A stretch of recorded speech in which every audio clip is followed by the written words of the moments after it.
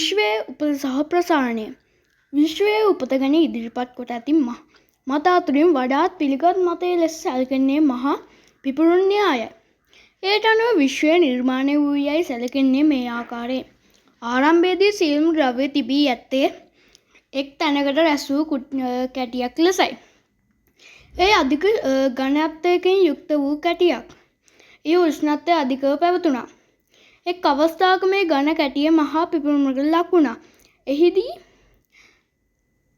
අතිමහත් ශක්ති ප්‍රමාණයක් හා ද්‍රව්‍ය ප්‍රමාණයක් ඉවතට විසිවී ගියා. විශ්ව උපත ලැබුවේ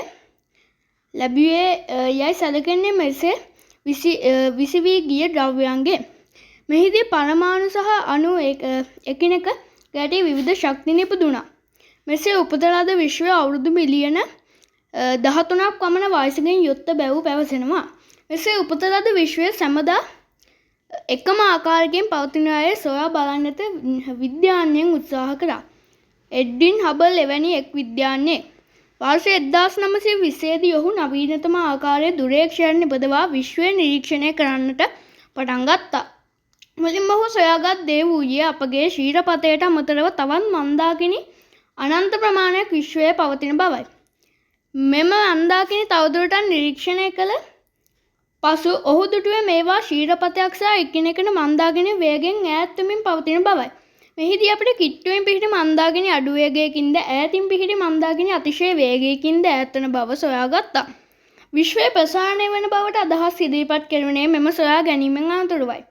අද අප දුරේක්ෂණයකින් නිරීක්ෂණය කරන විශ්වයේ ඇතෑම කෙළවරක පවතින මන්දාකිණියක් වැඩි කාලයක් නොගොස්ම අපට නිරීක්ෂණය කිරීමට නොහැකි තරම් දුරකට ඇදී යනු නිසැකයි.